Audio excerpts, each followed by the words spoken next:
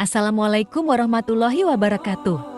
Sahabat beriman, mudah-mudahan Anda masih selalu setia bersama kami di channel yang selalu menghadirkan kisah-kisah inspiratif.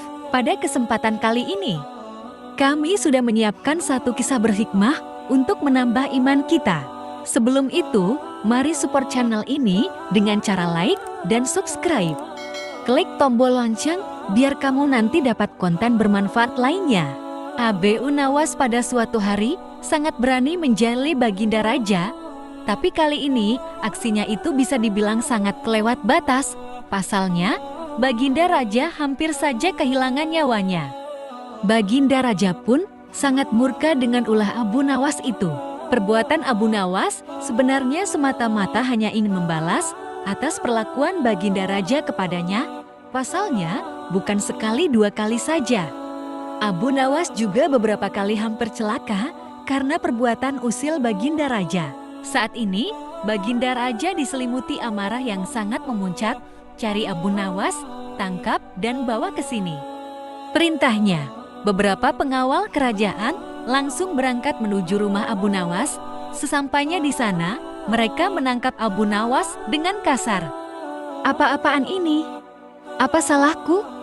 tanya Abu Nawas ketakutan. "Kami diperintah Baginda Raja untuk menangkapmu. Kalau kamu menolak, kami tetap akan membawamu dengan cara paksa," jawab para pengawal. Abu Nawas pun hanya bisa pasrah. Ia kemudian digiring ke istana dan dihadapkan kepada Baginda Raja. "Ampun Paduka yang mulia, kenapa hamba diperlakukan kasar begini?" tanya Abu Nawas. "Kamu jangan pura-pura tidak tahu. Kamu telah membuat aku murka. Perbuatan usilmu kemarin hampir saja membuatku mati. Kamu keterlaluan dan sangat kurang ajar," jawab Baginda Raja penuh emosi. "Maafkan hamba Paduka yang mulia, hamba khilaf," ucap Abu Nawas. "Saat ini sudah tidak ada maaf bagimu. Kamu harus dihukum mati," bentak Baginda Raja. "Lalu dengan cara apa hamba dihukum mati Paduka? Dipancung atau digantung?" tanya Abu Nawas. Bukan dengan cara seperti itu, karena hukuman seperti itu hanya jadi bahan lelucon bagimu," balas Baginda Raja bertambah emosi. Abu Nawas menangkap keseriusan pada diri Baginda Raja. "Sepertinya Paduka tidak main-main. Ia terlihat sangat marah padaku," pikir Abu Nawas. Bahkan para menteri dan prajurit menundukkan kepala. Tidak ada yang berani menatap Baginda Raja.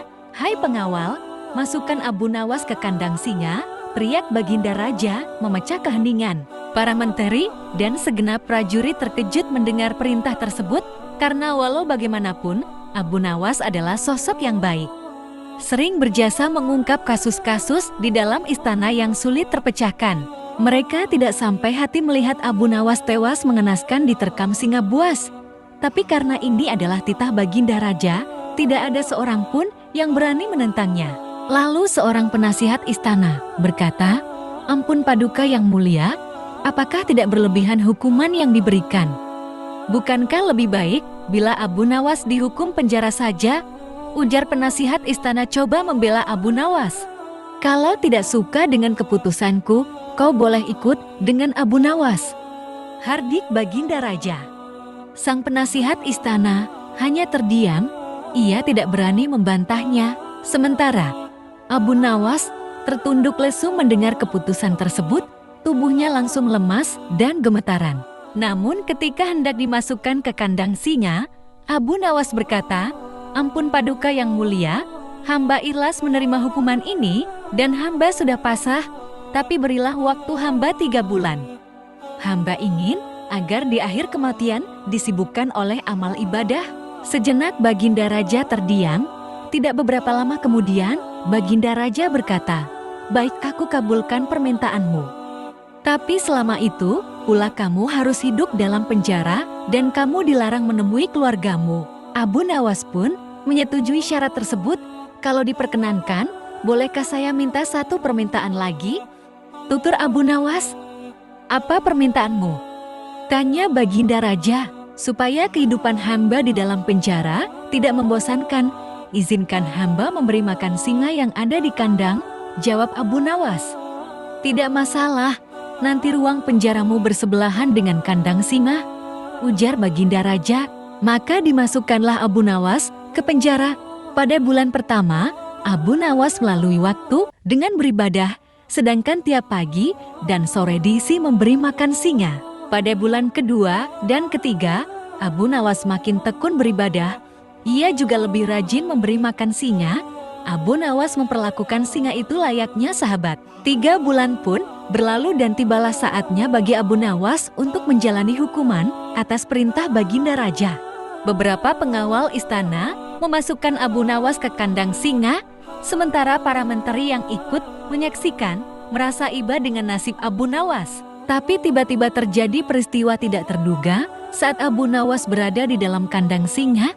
Singa tersebut tidak menerkam, tapi justru menjilati kaki dan tangan Abu Nawas.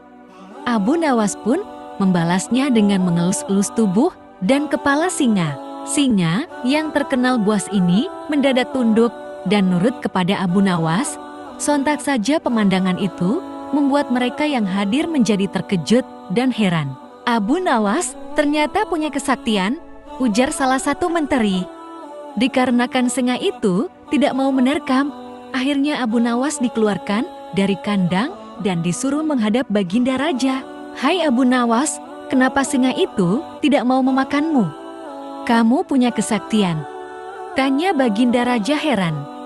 Sama sekali hamba tidak punya kesaktian Paduka, jawab Abu Nawas. Tapi kenapa singa itu tidak mau memakanmu?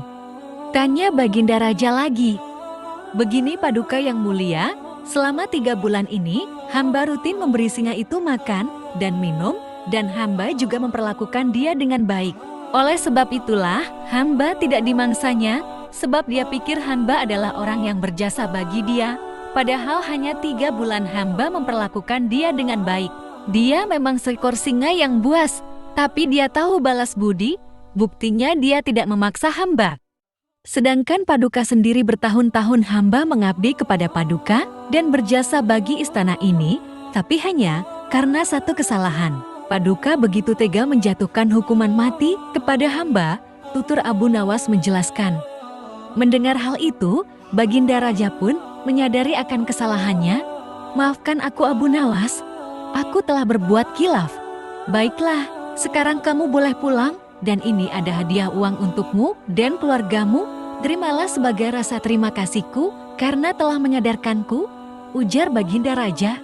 Masya Allah, sebuah kisah yang semoga bisa menjadi ibroh bagi kita.